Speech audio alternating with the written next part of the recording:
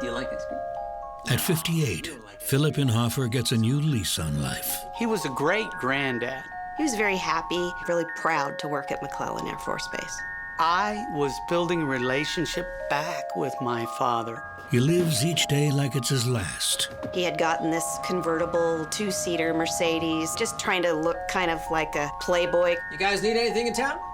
The more gold he got on his fingers, it's like the more tense things got.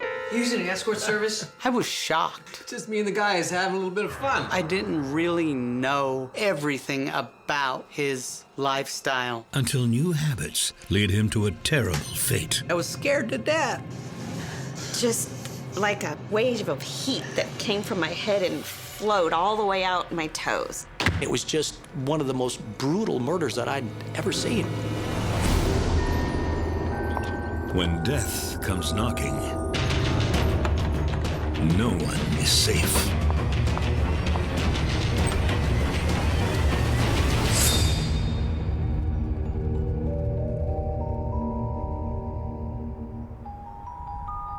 A terrible silence has fallen on the already quiet town of North Natomas, California. It was about 7:25 in the evening, and it was right when Final Jeopardy started. I'll never, ever forget it. It was a Thursday. Hello? Hi there, I'm calling from your dad's work. Have you spoken to him lately? No, not in a few days. Why? I'm a bit worried about him. Phil's boss called and said that he hadn't been to work and she was concerned. That is strange. Thanks for calling me. As a former military man, it's unlike Phillip to be late, let alone not show up at all. I go, that's not like my dad. I'm going over to my dad's. Is everything okay? I don't know. So I'm gonna go find out.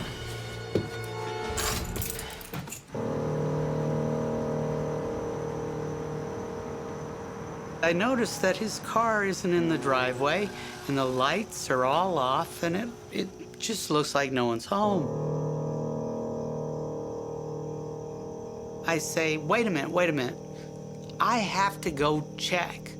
I have to see if my dad is in there or something is going on. I opened the door. Dad? Is anybody home? And I don't know if you've ever had to go to anybody's house that isn't yours and try and find the light, or any light for that matter, but I couldn't find the lights. Made my way to the refrigerator, opened the refrigerator for a light.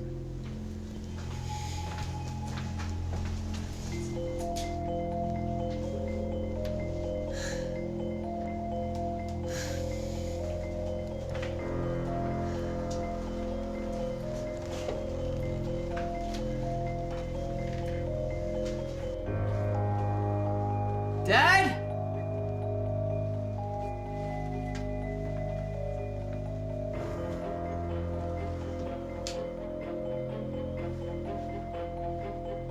Dad! And then I found about a 3-foot puddle of dried blood. In my mind, I thought, hey, my dad just got hurt. Maybe he's just at the hospital. A dark feeling comes over Henry. Something again came to me and said, no, you gotta check this place out. You need to look through everywhere. Is anybody home?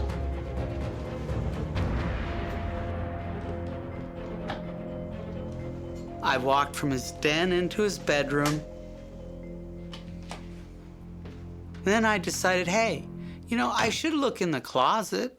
I should just look and see, you know, what's going on. Something told me, look in the closet, you dummy.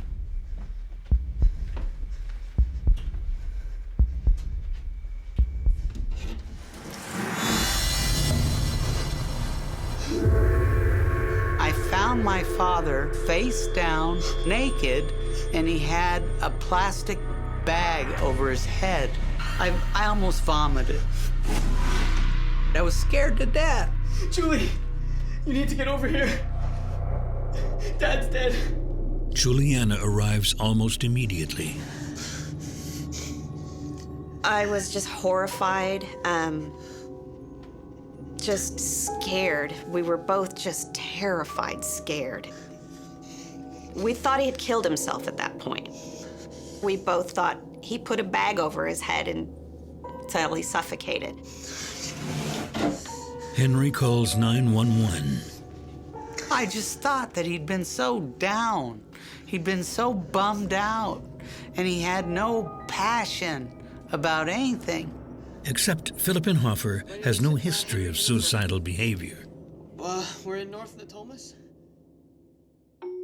After a long career in the military, 58-year-old Phillip moves to the quiet area of North Natomas from Placerville, California, to be near his son and granddaughter.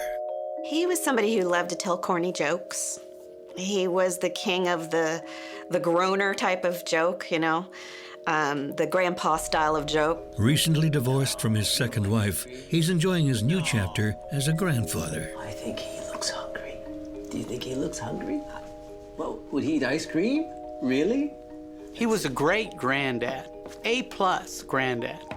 Our oldest daughter, Erica, was his first grandchild, and he adored her. He just loved her. He'd only had sons, so this was the first little girl, his first grandchild. She had so much of a relationship with him, and he just always wanted to take her places and just adored her. It's also an opportunity to get to know his son after spending years abroad. I was building a relationship back with my father. I was a rebellious teen, and he and I didn't see eye to eye. It's nice to have you around after all these years. Strange, but nice. Tell me about it. It's like I guess I'm trying to make up for lost time. Me too. We had a pretty weird relationship growing up because he was a military guy, and he was gone quite a bit. You know, he did Korea, he did Vietnam, and then he also did Thailand. Would you like some tea? Yes, please. I wish it could have been more loving, more hug. Everyone, take a picture. I just wanted to know the guy and give him a fair, equal shot at being my dad. Phillip finds a job as a civil servant nearby. He was very happy, really proud to work at McClellan Air Force Base. But soon, the newly single Phillip finds life in North Natomas a little too quiet for his taste. It was very quiet. I mean, at night, if you were out there, you could hear the crickets. If you lived next door to somebody, you could probably hear a pin drop. He's eager to get back on the scene and date. He really loved to go square dancing and, you know, just try and have somewhat of a social life. But soon, square dancing is no longer cutting it for Phillip. I don't think there was a lot of action going on there for him. He decides to live it up a little. He had gotten this convertible two-seater Mercedes. In the car, I think he thought he looked marvelous. You know, he's wearing like those big gaudy gold nugget rings and gold chains around his neck and had his shirt unbuttoned a little bit more than he used to. He was putting antennas on the back of his car, fake. You used to have a phone permanently mounted in your car, and you'd have a little antenna on the back. Well, he'd buy the antenna, but he never had the phone. He just proceeded to go out, try and meet folks, basically have a social life of some sort. He went from, you know, the square dance guy to the gold nugget guy in like a blink. So when he is out on the prowl, we'll say, in his ride, driving up and down the streets with his babe magnet stuff, all the tools that he could get, he seemed like he was happy just to be doing that. They were just gaudy displays of, look how much gold I have. Hey, I got this. I've got this bracelet. I've got this ring. I've got this cool chain too, if you want to see. It really just seemed to me like this guy that was kind of going through an identity crisis and trying to present himself in such a way that he might attract people, a certain type of person. He basically was buying things, as I said, to make himself appear greater than he was in real life. But even that stops being enough. I found a list. Want another one? Sure, why not? On this list, they have women, and it shows what they do, what they don't do, and their height, their weight. Are you serious? And so I asked him, You using an escort service? Hey, come on. Just me and the guys having a little bit of fun. Really? Yeah.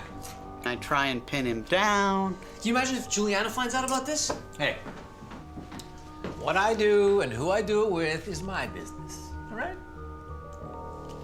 Okay.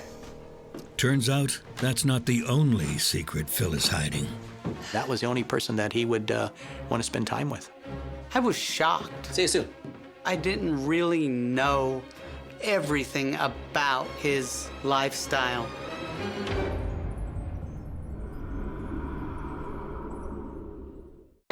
Newly divorced Phillip Inhofer is looking for love in all the wrong places, You using an escort service? much to his son Henry's dismay.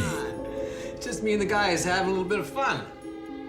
I was very embarrassed when my father started seeing women or purchasing their services, for lack of a better word.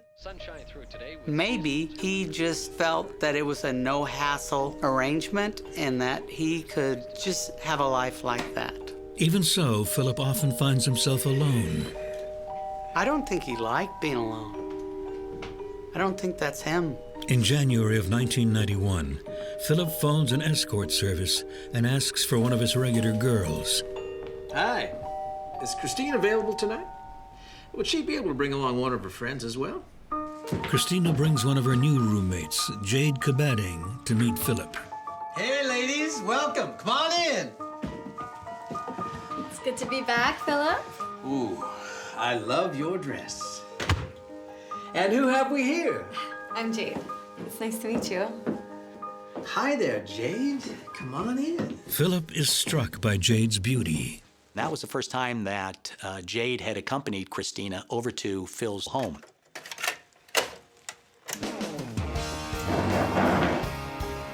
When they were there, Phil became very enamored with her, and of course she was very attractive. She was young, vivacious. Oh, that's nice. She was a beautiful girl. She was tall. Her figure was perfect. She had long legs.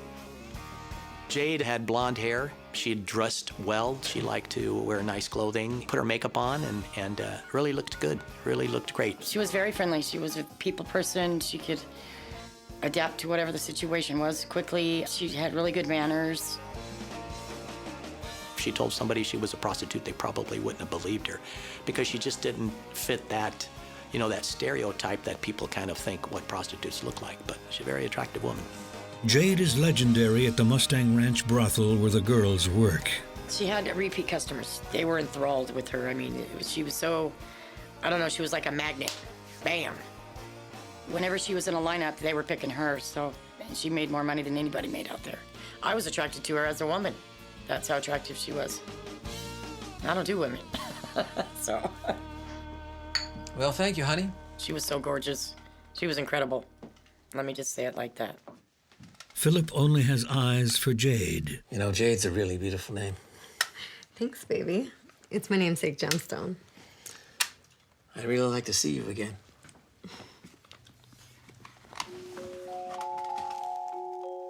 From that point on, Christina didn't go back. Jade started seeing Philip. He just took right to her.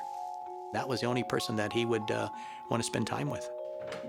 He just liked everything about her. I mean, here was this sleek, good-looking young woman that paid attention to him and wanted to be with him. He was just taken by surprise, and he was really smitten with her. Phil wanted to be with her. He was willing to pay good money to help her because I think she told him that she had all these debts, and Phil was a nice person. You know, he was a kind man, and he appreciated her company, loved being with her, and she reciprocated, and he had no problem paying money. Christina is not pleased.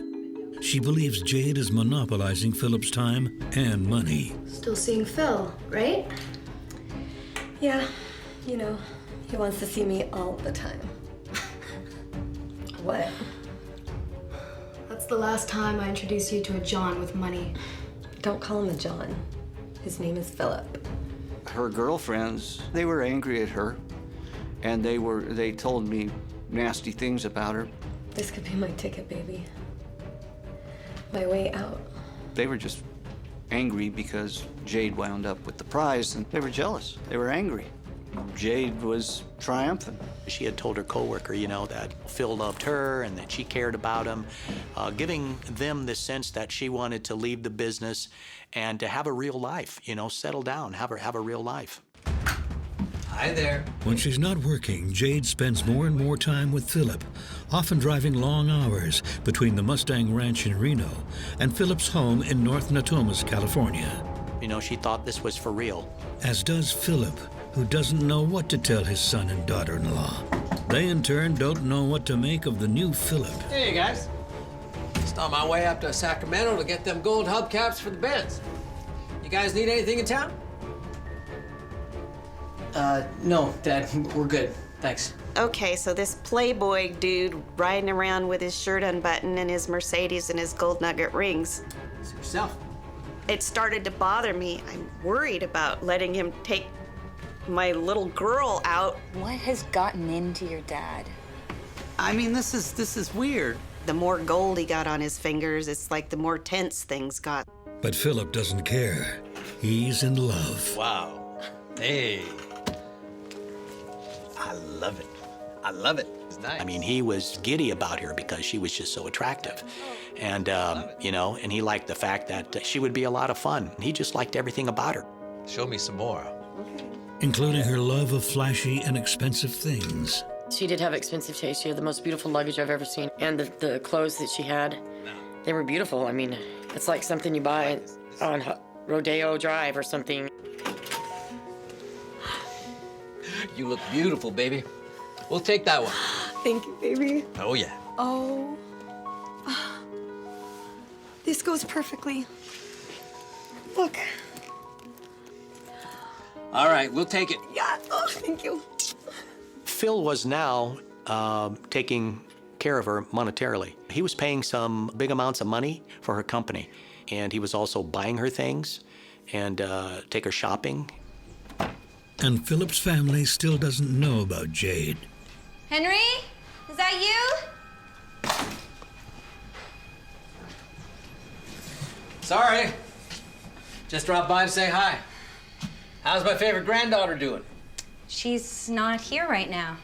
He would kind of like come in the front door and, oh, gonna use your bathroom and I gotta go. And he would never even sit down and relax. He was just kind of looking around and fidgety. And so it's like, what are you doing? If you want to stay, come on, sit down. Is everything all right? Yeah. Lots going on. You wouldn't understand. Oh, you wouldn't understand. That's all he said to me. You wouldn't understand. Like that. Bye now.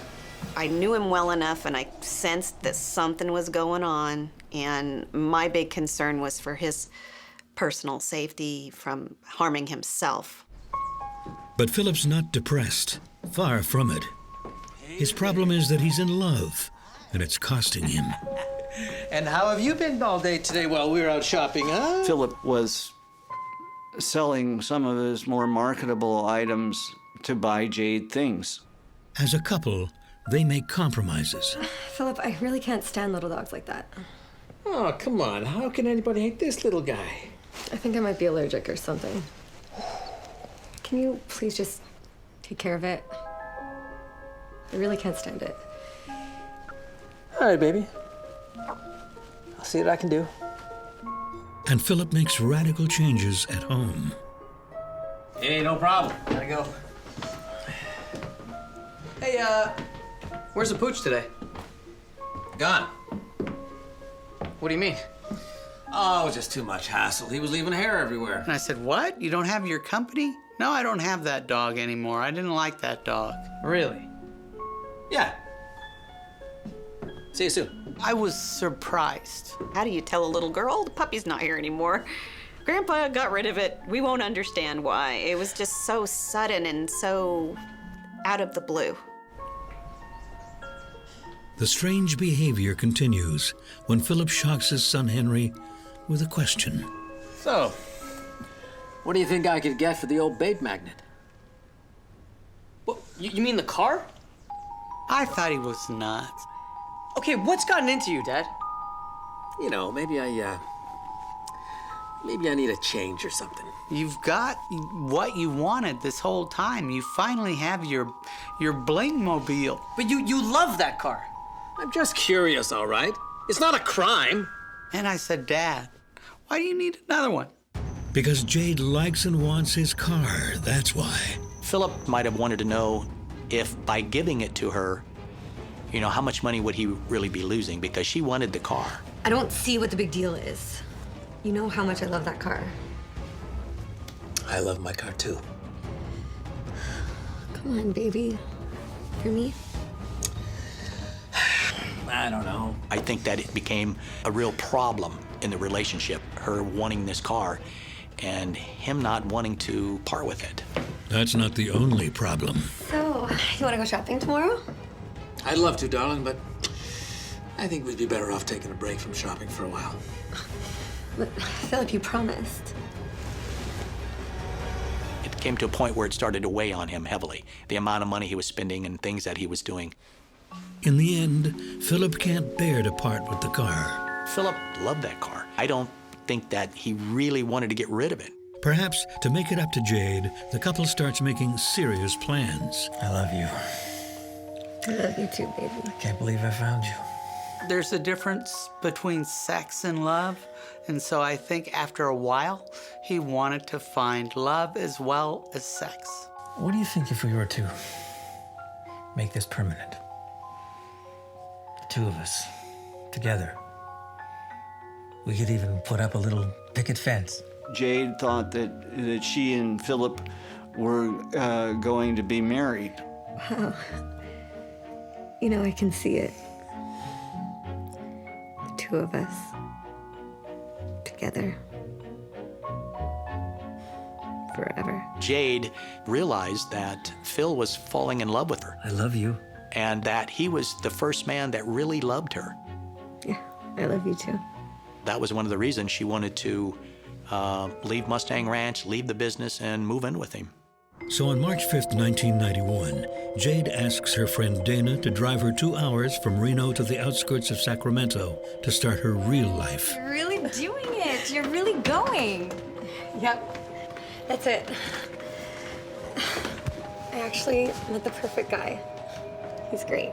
Jade had told everybody she was leaving Mustang Ranch. And so Dana knew, driving her down there, that, that could be the last time she would see her, because she said she wasn't coming back to the ranch. Taking the highway pass to Sacramento is not advised. Except a terrible storm has hit the Sierra Nevada mountains. Coincidentally, the same highway where Jade's car had spun out of control a week earlier. She had rolled her car up on Mount Rose Highway. Just don't think it's safe.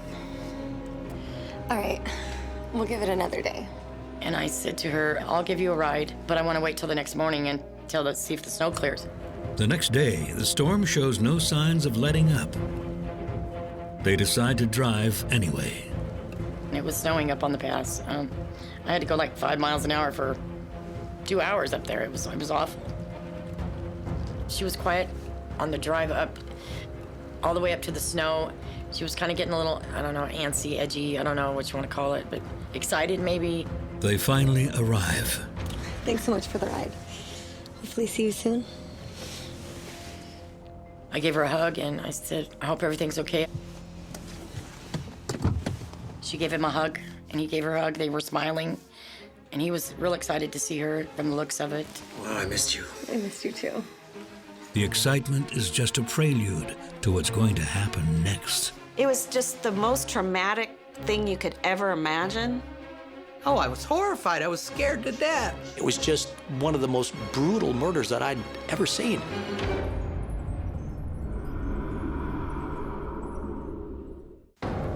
Unbeknownst to family and friends, Phillip and Hoffer's girlfriend moves in with him. 1 day later, he's found dead in his home. The first responders arrive shortly after his son Henry calls 911.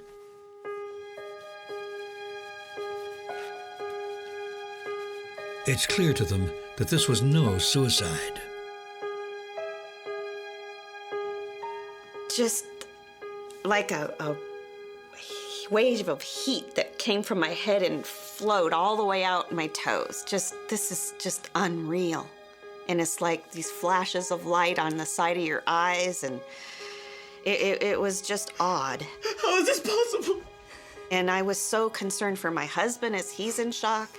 You know, it was just the most traumatic thing you could ever imagine. What did they do to him? Who did this? I couldn't stop thinking about how did we arrive here? What could we have done differently to help him, to save him? Along with the horror comes grief. You know, my daughter's just lost her grandfather. That was the part that just broke my heart. It was just every imaginable horrible thing. It's just god-awful. How am I gonna tell her? How do you explain this to a 6-year-old? At that moment, I was sad because we were just starting to work things out. That's what really had saddened me.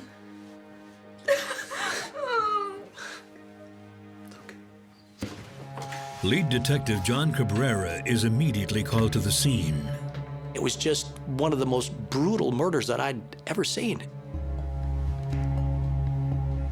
There was a large blood stain in the carpet.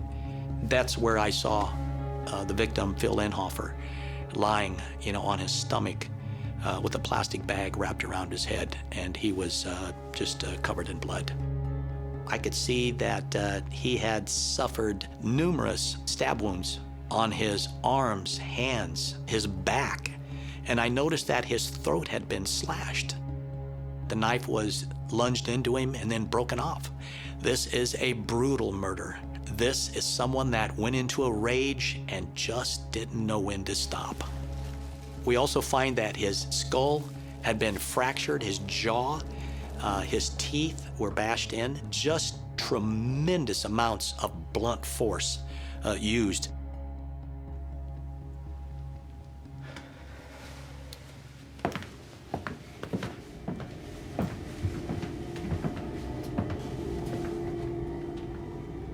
The first thing I saw when I looked in the bathroom was the shredded shower curtain.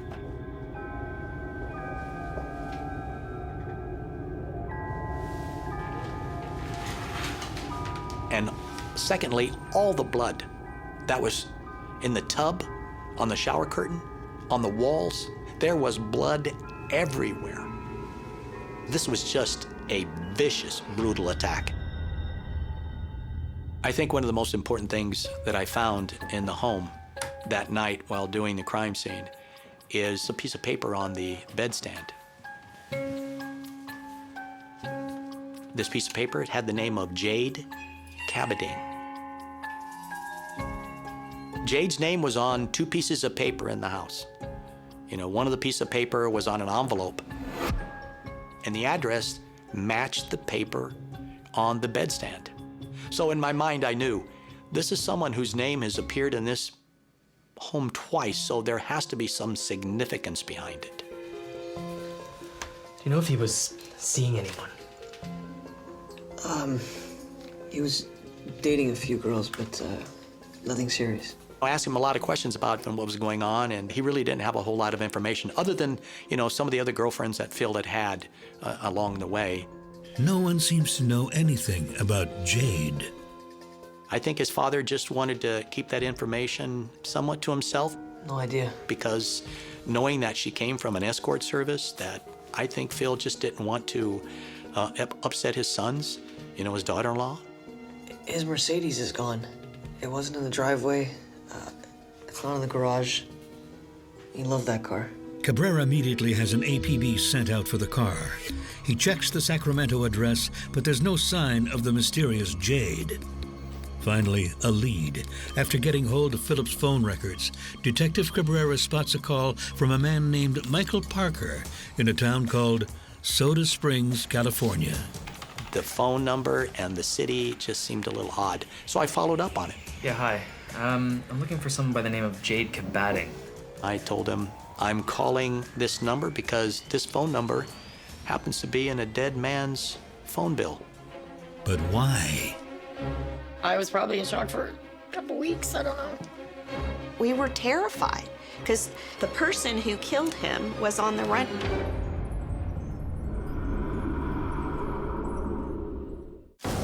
After Phillip Inhofer's body is found violently stabbed and bludgeoned in his home, Detective John Cabrera begins a desperate search to find the one woman who may know what happened, Jade Kabading, but she's nowhere to be found. His only lead is a man by the name of Michael Parker. Well, I met Jade last week during the storm on Donner Pass. She was in an accident. This girl runs up to him saying, gosh, I'm so thankful you could help me. So Jade just left the car that had spun out. And they ended up back at Michael's house, and she was talking about she worked at Mustang Ranch and that she was going to Sacramento to pick up a Mercedes. Now I'm saying, wait a minute, you know, this name Jade, now it becomes significant because she was en route to Phil's house to pick up a Mercedes. And we're starting to put the dots together. We contacted Mustang Ranch, tried to find out more about Jade. We finally found out what her true name was, and that was Michelle Kaminsky. Mustang Ranch also gives Cabrera the names of Michelle or Jade's friends, including Dana. I just gotten out of the shower. I had a towel on my head. I didn't have clothes, wasn't all the way dressed. And I said, who is it? And they said, it's homicide detectives. Dana is horrified to find out what happened to Phillip. And I just lost it. I said, oh my God. Yeah, wow. You're gonna have to tell me everything you know. Dana gives Cabrera disturbing details about her drive to North Natomas with Jade. On our way to Phillip's, she told me to stop. She wanted to stop at Target, and I said, sure. So we stopped at Target. She went into the lawn and garden department. She got rat poison. And I said, what are you gonna do with rat poison? How much do you think it would take to get rid of your boyfriend? I was kind of just really like, wow, she just really has that? Dana thought she was just talking kind of crazy, so she didn't pay much attention to her. I was just shocked about what had taken place. Jade is now the primary suspect. But that's not all Cabrera learns. He then tracks down Jade's former roommate and co-worker, Christina. Christina had told me that one of the things that Jade, or now Michelle, had told her is that Look, she tried to electrocute him. she had thrown a radio into a previous husband's bathtub and electrocuted him. Despite Christina's story, Cabrera can't find clear evidence this took place. There were different stories. Some of the girls said she had electrocuted her husband in the Santa Cruz area. One of the other witnesses said that this had occurred in Florida. We never found anything of such in my investigation. Cabrera also learns Michelle has a fascination with the dark side. She tattooed a ring of bats around her left arm. And then she tattooed vampire bite marks on the back of her neck. And then from these bite marks, she had red blood drops tattooed. So it looked like something had bit her. Some say that she worships Satan. She apparently liked this kind of gothic fantasy land of vampires and voodoo and black magic and devil worship and human sacrifice and attempted murders of every man that she would get involved with. It's now been 3 weeks since Cabrera learned Jade's real name, and she still can't be found. When he tracks down Michelle's second ex-husband, Jason, the story takes an even darker turn. He thought that she was putting rat poisoning in his food because he became extremely ill. And there was a report made about the possibility that his wife was trying to kill him. This time, the evidence cannot be discounted. I mean, it was just unbelievable. It's more urgent than ever to locate Michelle, and the days are slipping by.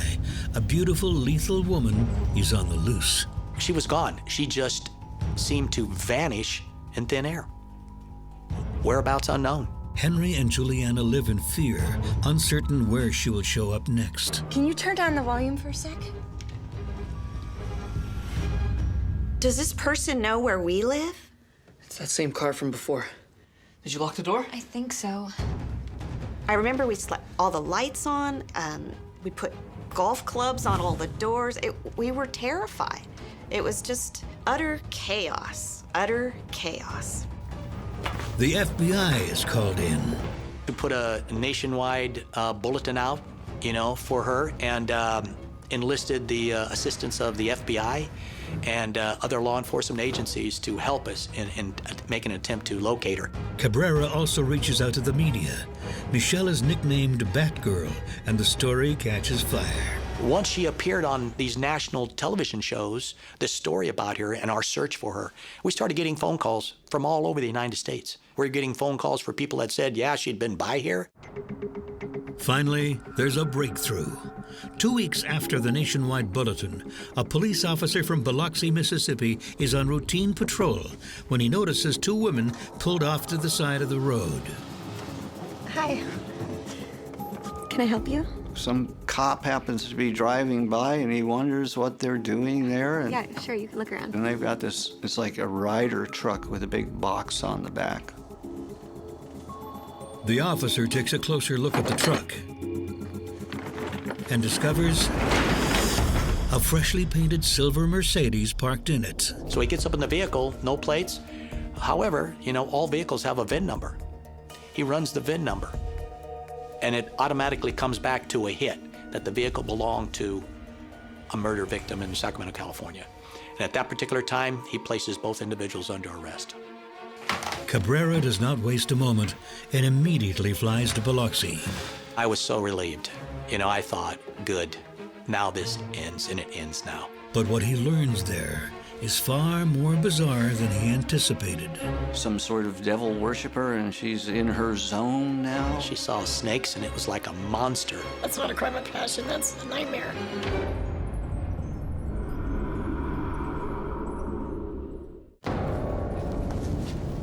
Detective John Cabrera has finally tracked down the elusive Michelle Comiskey, also known as Jade or Batgirl, 2,000 miles away in Mississippi. He questions both Michelle and Crystal, her friend, found with her in the van. Crystal was kind of, blank on anything about Michelle. She didn't even know her name was Michelle. She knew her as Julie Nelson. Crystal was released. She had really nothing to do. He turns to Michelle. I asked her, did you stab Phil Inhofer? We were going to try and make it work. We were going to get married. Then she told me, I hurt the man I loved. I'm just gonna step out for a sec. Take a breather. Okay. I'll be waiting for you. I decided to take some LSD. I was doing a lot of it at the time. The LSD kicked in, and I went to get back in the shower, but it was awful. It was awful. There was a cloud of smoke coming out of the shower. She said that she saw snakes coming up from Phil's neck. She saw snakes, and it was like a monster. It was a nightmare. Phillip was a beast. There were creatures coming out of him. Animals were crawling out of him, that he was some other entity. Something was telling me to eliminate him. He was a dark force I needed to get rid of.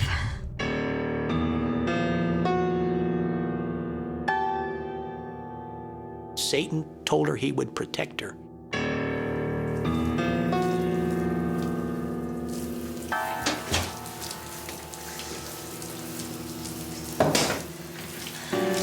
Honey, is everything all right?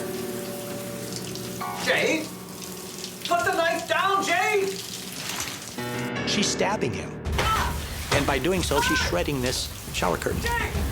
I kept hurting him. I couldn't stop it from happening. And he's putting his arms out. And by putting his arms out, he's receiving all of these defensive wounds on his fingers, on his palms of his hands, on his forearms, because all he wants is for this to stop. He tried so hard, but he couldn't. I was too strong.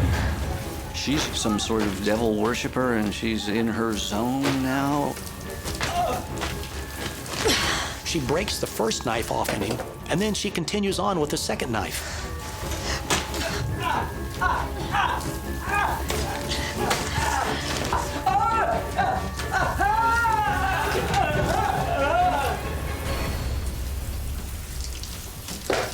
And if that wasn't enough, I had to make sure it was over.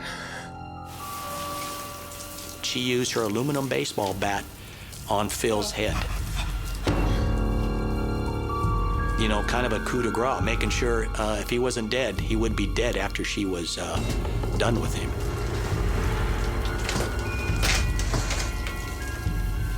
The autopsy shows Phillip was stabbed a total of 32 times. Okay, so what happened next? I dragged the body into the closet. I had dinner and went to bed.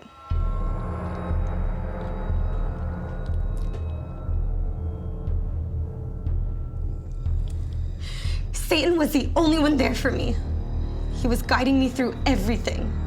The LSD details, however, are difficult to verify. You know, I'll never know if she took LSD. The only thing I can say is that all of her roommates, co-workers, said that she'd taken over 200-300 hits of LSD. She loved to be on LSD. The day after the murder, Michelle leaves North Natomas. And I asked her, what did you do with all the rags? What did you do with whatever you used? And she said, well, Satan told me to take them so I could sacrifice them. According to Michelle, Satan also told her to steal the car. You know, she talked about his license plate. His license plate ends with 666. That was to her a sign, apparently, that Satan was alive and well. She had to have the car painted silver to purify it for Satan. Michelle is charged with homicide. On May 14th, 1991, she makes her first appearance in court amid a media circus. The satanic Batgirl looks more like a Laura Ashley doll. They dressed her up like a Catholic schoolgirl. I wanted to jump across the aisle and rip her head off, to be real honest with you. The defense argues that she endured a difficult childhood and that the jury should show some leniency. She had sustained some physical abuse, emotional abuse. So she was portrayed as a girl that had had a miserable upbringing. The prosecution maintains that it was a cold and calculated crime. Michelle would go to any lengths to get what she wanted, including murder. She killed my father because she wanted his car. That's the only reason why she killed him. She had convinced my father that she was serious. You know, I can see it. And my father was gullible enough I love you. to believe her and maybe let her in. Yeah, I love you too. But I don't think that he really wanted her there because he would be embarrassed to have such a young girl at his home if his son came home. On April 1st, 1994, Michelle Comiskey is sentenced to 26 years to life. She blew up a bunch of lives that day. She didn't just kill him, she altered the destiny of several people forever. I think the most heartbreaking thing for me when he died was the grief I felt for the loss that my daughter had, because that was her grandpa. She loved him. I wanted to know my dad as an adult and see if we could have a loving father-son relationship. I never had that. I wish that he could have just lived long and died a natural death. you know, been able to see all his great-grandchildren that he has today. Would you like some tea? Yes, please. He was a good man. He would help you out if you needed help. And most of all, he cared about people.